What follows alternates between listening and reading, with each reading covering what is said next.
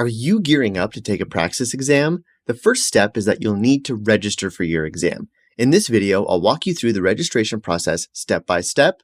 Let's dive in. Praxis exams are the last step to becoming a certified teacher in many states.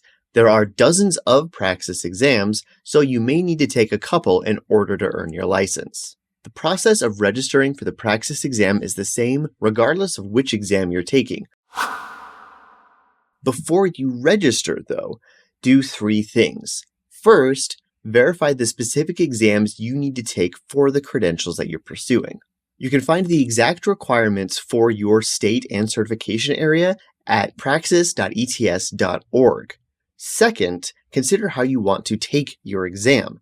Most Praxis exams can be taken either at a testing center or at home on your own computer. Our Praxis Test Prep channel has a video breaking down the differences between testing at a center and testing at home, and I recommend you watch that before registering. There are some big differences that could affect your test-taking experience. Lastly, make sure you have an acceptable ID. You'll need to bring your ID with you in order to take the exam, and it needs to be the physical ID, not a photocopy or a picture of it on your phone. Your ID also needs to be valid and not expired. I actually used to work at a testing center for a few years, and these types of issues turn so many people away from exams, so try your best not to make that mistake. If you don't have an acceptable ID, or if the name on your ID doesn't match the name on your exam registration, you will not be able to take the test. If you're testing in your country of citizenship, acceptable IDs include a passport, driver's license, state ID, military ID, and some less common IDs as well. If you're in a country in which you're not a citizen, you will need to present a passport. Make sure the ID you plan to show has both a photo and a signature. You can find a full list of requirements at praxis.ets.org, and I recommend reviewing that before registering, and then again just before your test day to make sure you have what you need. If you need special accommodations such as extended test time, a braille test, a test reader, or a sign language interpreter, be sure to request those a few months before you need to take the test. Accommodations need to be approved before you register, and can take up to 6 weeks for requests to be approved. To request an accommodation, fill out the Bulletin Supplement for Test Takers with Disabilities or Health-Related Needs form and submit to ETS.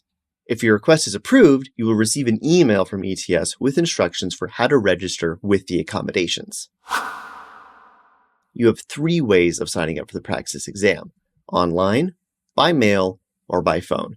For most people, signing up online is the easiest. Before you sign up, you'll need to create an ETS account. You can do this at praxis.ets.org. The sign-up process is quick, and all you need to do is provide them with a name, an email address, and create a password. Make sure the name on your ETS account matches the name on the ID that you're going to be showing on test day. You'll also be using your ETS account to check your score after you take the test. At the top of the page, you'll see the exam name, cost, and a button to add to cart. Click this button to sign up for the test. You'll also see options for test prep specific to your exam, which you may want to purchase at the same time as registering.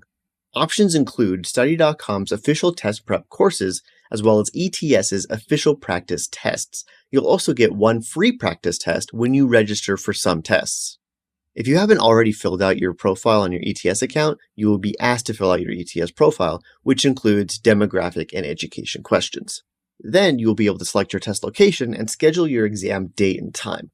Once that's done, you'll pay the exam fee, and then your registration process is complete. You can also register by phone or by mail. You can find complete instructions on how to do this at praxis.ets.org. There are a few important things to know.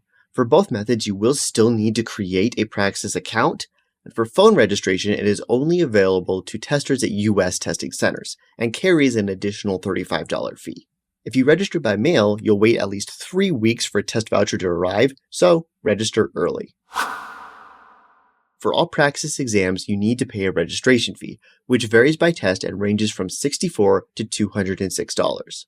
Financial assistance is available for eligible test takers, but is on a first-come, first-served basis, and there is limited financial assistance for each test date. To be eligible for a fee waiver, you need to be enrolled in an undergraduate or graduate program, be receiving financial aid, have an expected family contribution of $3,000 or less on your FAFSA, and be required to take a Praxis test by an authorized score recipient.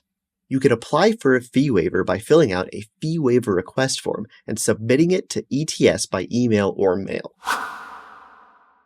Life happens, and you may need to reschedule or even cancel a test. You can do this from your Praxis account, and if you reschedule or cancel your test at least 3 days before the exam date, you will be refunded 50% of the exam fee. Once you've registered, it's time to finalize your study plan. If you received a free official practice test, I definitely recommend taking it. I also highly recommend checking out Study.com's Praxis Test Prep program. Study.com's courses are created by teachers and feature short videos on every test topic, a large bank of high-quality questions, and diagnostics that pinpoint where you should focus your studying.